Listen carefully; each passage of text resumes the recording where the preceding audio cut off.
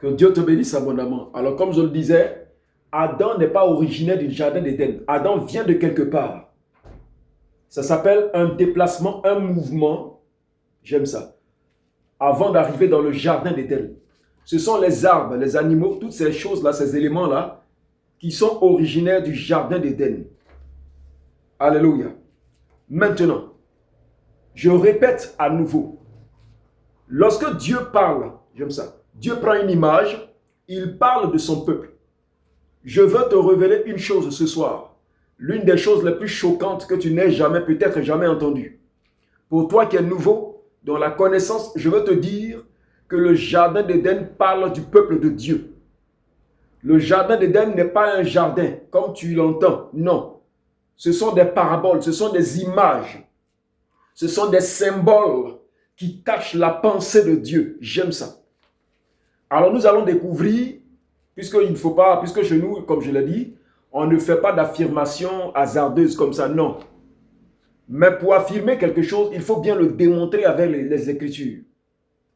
Il faut le démontrer avec la Bible, car c'est la Bible qui explique la Bible.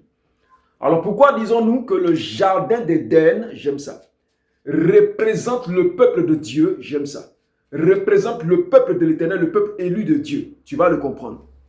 On va lire un passage. Je vais commencer par la lecture d'un passage, Ésaïe 51. Voilà. Ésaïe 51. Je lis du verset 3 à 5. Déjà, je commence comme ça.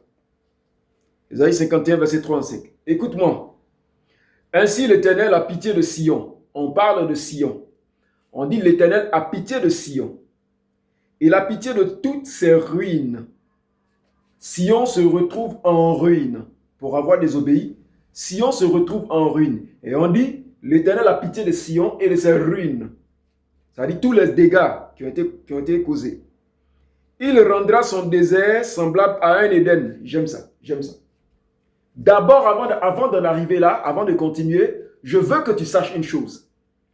Le jardin d'Éden, est un peu symbole de l'abondance parce qu'il y a tout.